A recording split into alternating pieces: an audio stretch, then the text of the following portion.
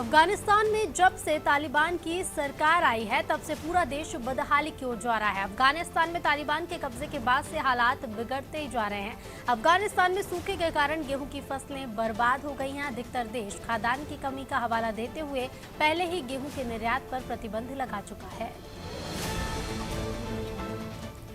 रूस और यूक्रेन के बीच कई महीनों से जंग जारी है और इसी बीच रूस ने शुक्रवार को मारियोपोल पर कब्जा करने का दावा किया, जो युद्ध में उसकी अब तक की सबसे बड़ी जीत हो सकती है। लगभग 3 महीने की घेराबंदी के बाद रूस ने रणनीतिक बंदरगाह शहर के अधिकांश हिस्से को बर्बाद कर दिया। जापानी प्रधानमंत्री फूमियो किशिदा ने शनिवार को पूर्वी चीन सागर में चीन की गतिविधियों पर नाराजगी जाहिर की है। उन्होंने कहा कि वो सागर में चीन के विकास कार्यों से निराश हैं और ये सब अस्वीकार्य है। साथ ही कहा कि सरकार ने राजनयिक माध्यमों से चीन के खिलाफ शिकायतें दर्ज कराई हैं। श्रीलंका में पुलिस पर शांतिपूर्ण प्रदर्शन कर रहे लोगों पर किए गए हमलों में शामिल राजपक्षे परिवार के वफादारों को गिरफ्तार करने का दबाव बनाया गया था। इसके बाद पुलिस हमलावरों के खिलाफ सबूत जुटाने में लगी थी। पुलिस ने हिंसा में 9 लोगों के मारे जाने के बाद विभिन्न आरोपों के तहत 200 से अधिक लोगों को गिरफ्तार किया है। एक तरफ रूस यूक्रेन में युद्ध खत्म होने का नाम नहीं ले रहा, तो वहीं दूसरी ओर सीरिया और इजरायल में एक बार फिर टकराव देखने को मिल रहा है। सीरिया में बीती रात इजरायल ने मिसाइल अटैक किया। दमिश्क के दक्षिण में सैन्य स्थलों को इजरायली मिसाइल ने निशाना बनाया। इस हमले में 3 लोगों के मारे जाने की खबर है। पीटीआई के अध्यक्ष और पूर्व प्रधानमंत्री इमरान खान मुल्तान रैली के दौरान दिए अपने बयान को लेकर घिरते नजर आ रहे हैं। पाकिस्तान मुस्लिम लीग एन की उपाध्यक्ष मरियम नवाज के खिलाफ आपत्तिजनक टिप्पणी के बाद राजनेता, पत्रकार और नागरिकों ने पूर्व पीएम इमरान खान की आलोचना की है। पाकिस्तान के प्रधानमंत्री शहबाज शरीफ ने महत्वाकांक्षी सीपीईसी परियोजना में चीन, पाकिस्तान और तुर्की के बीच त्रिआयामी व्यवस्था कराने का प्रस्ताव रखा है। उन्होंने कहा कि इससे तीनों मित्र देशों को भरपूर फायदा होगा।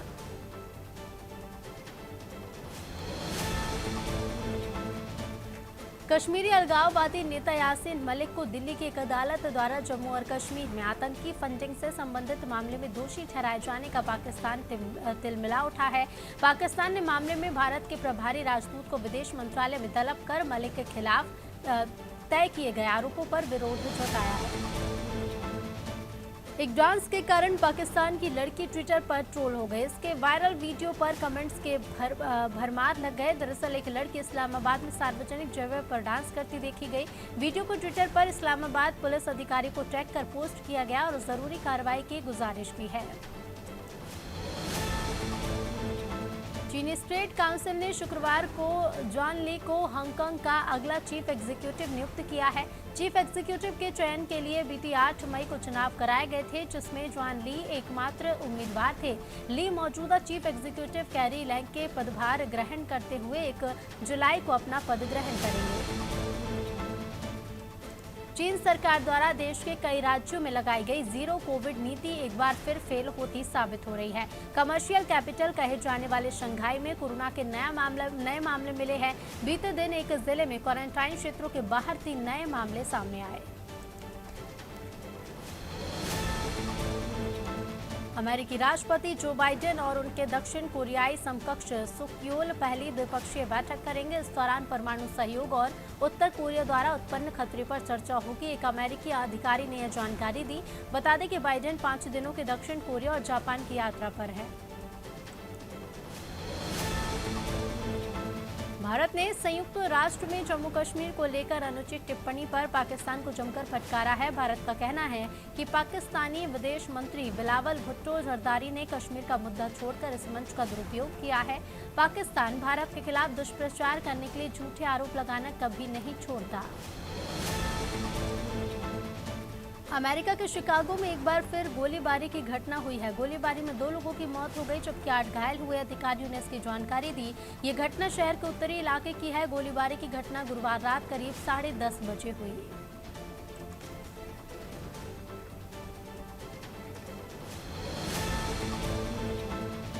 रूस रूस यूक्रेन युद्ध के 3 महीने पूरे होने में अब मात्र 3 दिन रह गए हैं। इतने लंबे समय के संघर्ष के बावजूद दोनों देशों में कोई भी झुकने को तैयार नहीं है। हालांकि इस युद्ध में यूक्रेन को काफी नुकसान पहुंचा। रूसी सेना ने यूक्रेन के पूर्वी हिस्से को बड़े पैमाने पर घेर लिया है।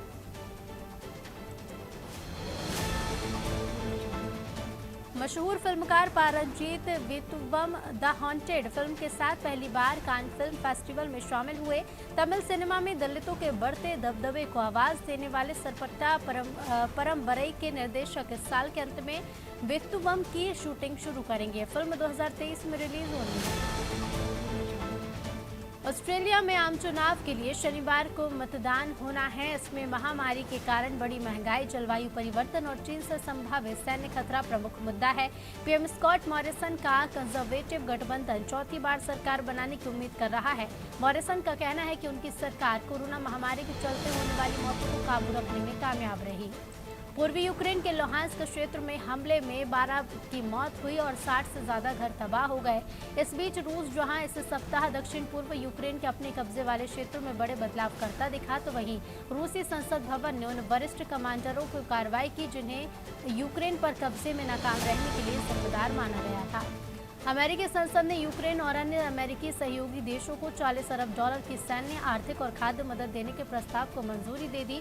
इसके साथ ही कीव को सबसे बड़ी मदद देने की प्रतिबद्धता पर अमेरिकी संसद के दोनों सदनों की मुहर लग गई।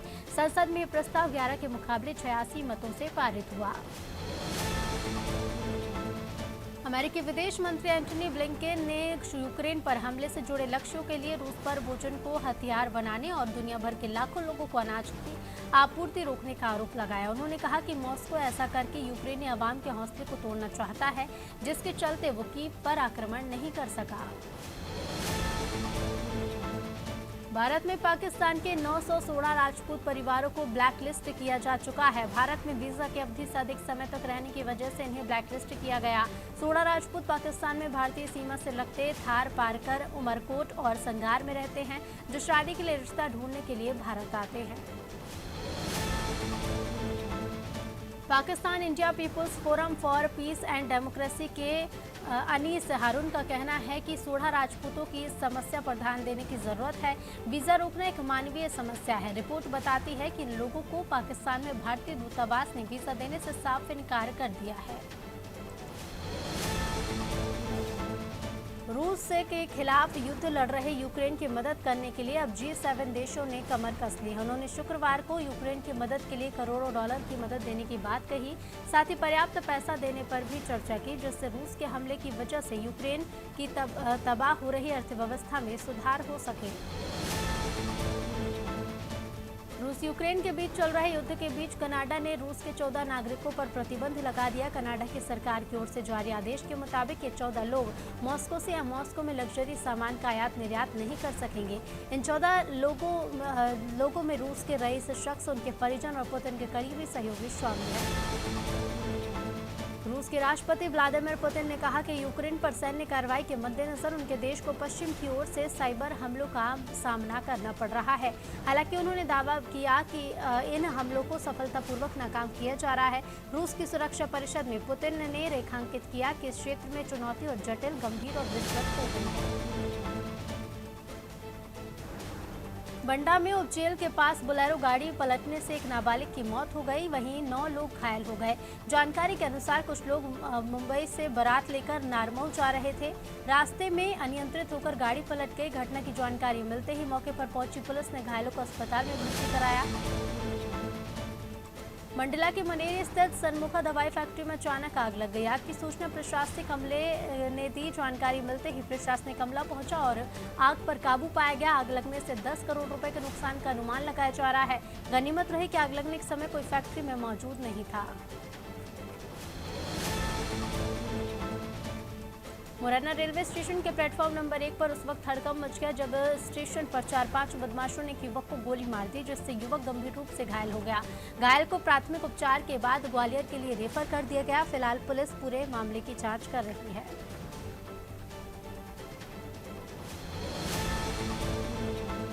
पन्ना में विश्व संग्रहालय दिवस पर लगाई गई शिवलिंगम प्रदर्शनी पर सवाल उठ रहे हैं। प्रदर्शनी में पन्ना के इतिहास और संस्कृति को अनदेखा किया गया, जिससे लोग प्रदर्शनी देखने नहीं जा रहे हैं।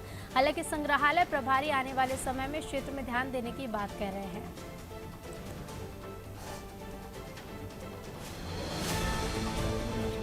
सतना के ओबरी गांव की गौशाला में अचानक आग लग गई, जिससे 10 मवेशियों की जलने से मौत हो गई। 4 मवेशी घायल हो गए। घटना की जानकारी मिलने पर प्रशासनिक अमला पहुंचा और इसके बाद अधिकारियों ने जांच कर उचित मुआवजा देने का आश्वासन दिया है।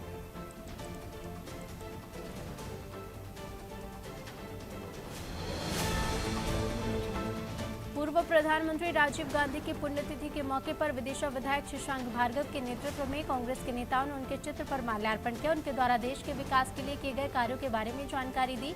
साथ ही विधायक ने राजीव गांधी के बताए मार्ग पर चलकर भाजपा की सरकार को उखाड़ फेंकने की भी बात कही है।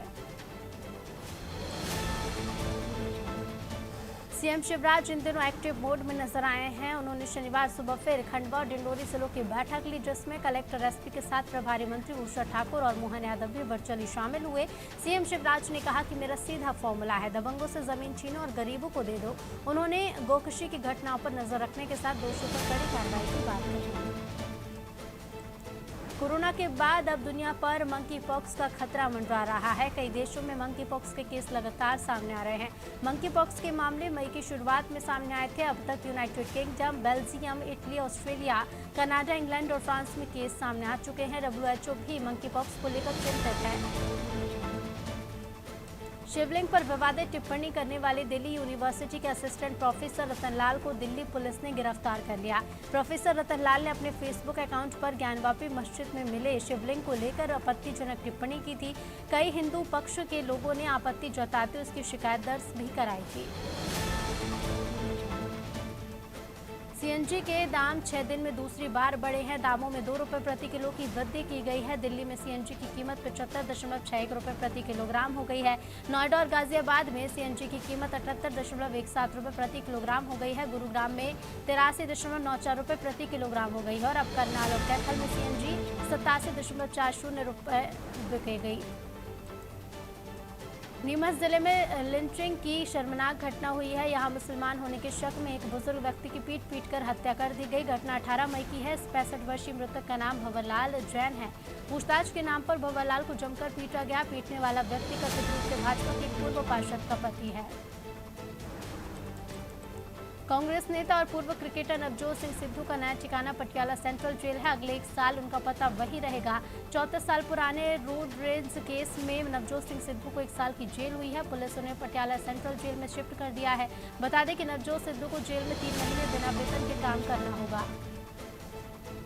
कांग्रेस नेता राहुल गांधी लंदन के कैम्ब्रिज यूनिवर्सिटी में आइडियाज फॉर इंडिया सम्मेलन में हिस्सा लिया। इस दौरान उन्होंने बीजेपी पर जमकर हमला बोला है। राहुल गांधी ने कहा कि बीजेपी और संघ तो भारत को एक भूगोल की तरह देखते हैं, लेकिन कांग्रेस के लिए भारत लोगों से बनता है। राहुल ने आगे कहा कि भारत में आज अच्छे हालात नहीं है। बीजेपी ने चारों तरफ केरोसिन छिड़क रखा है।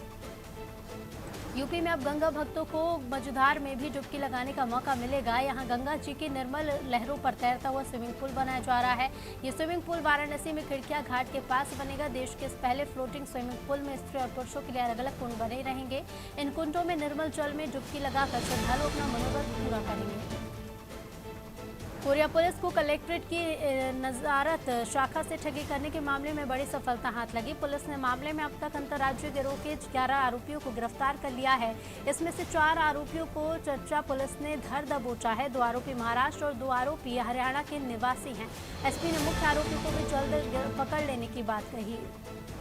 राजनांदगांव में सहारा इंडिया के कार्यकर्ताओं ने निवेशकों के साथ सांसद संतोष पांडे को ज्ञापन सौंपा, जिसमें सेबी और सहारा के बीच के विवाद को जल्द खत्म करने की मांग की। इसके अलावा कार्यकर्ताओं ने लाखों निवेशकों और सहारा कार्यकर्ताओं को राहत दिलाने की अपील की है। तो वहीं चीफ फील्ड मैनेजर पूर्णिमा साहू ने ज्ञापन लेकर जानकारी दी। कोरोना पाबंदियां हटने के बाद अब धार्मिक आयोजनों में श्रद्धालुओं की भीड़ उमड़ रही है। राजधानी भोपाल के कोलार में भी ऐसा नजारा देखने को मिला, जहां मृत्युंजय शिव मंदिर में रामकथा का आयोजन किया जा रहा है। इसमें सैकड़ों की संख्या में श्रद्धालु शामिल हुए। इस दौरान राम बारात में चाहे महिला हो या फिर बुजुर्ग, सब नाचते और झूमते नजर आए। उत्तर प्रदेश में गुंडे और माफिया के अवैध कब्जे पर सीएम योगी का बुलडोजर लगातार चल रहा है। बावजूद इसके माफिया अवैध कब्जा करने से बाज नहीं आ रहे। अब सिकंदरा नगर पंचायत की भूमि पर अवैध कब्जे का मामला सामने आया। मामले की शिकायत चेयरमैन ने जिला अधिकारी से की, लेकिन अभी तक भी भू माफियाओं के खिलाफ कोई भी कार्रवाई नहीं की गई। मध्य प्रदेश पर शुक्रवार को फिर गर्मी का कहर टूटा। भिंड में दिन का पारा 49 तक जा पहुंचा। सीजन में तीसरी बार पारा 48.7 डिग्री तक पहुंचा है। दूसरे नंबर पर शिवपुरी रहा, जहां पारा 48 डिग्री पर पहुंचा। भोपाल में 44.3 डिग्री, इंदौर में 42.5 डिग्री तापमान रिकॉर्ड किया गया।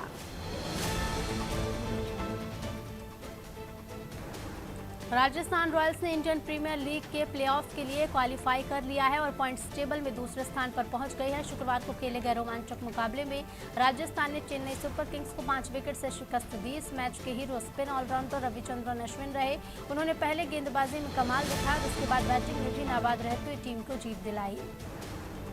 आईपीएल 2022 अब अपने आखिरी पड़ाव पर है। टूर्नामेंट मैच दिल्ली कैपिटल्स और मुंबई इंडियंस की टीम आमने सामने होंगी। दोनों टीमों का ये आखिरी लीग मैच होगा। मैच शाम 7:30 बजे मुंबई के वानखेड़े स्टेडियम में खेला जाएगा।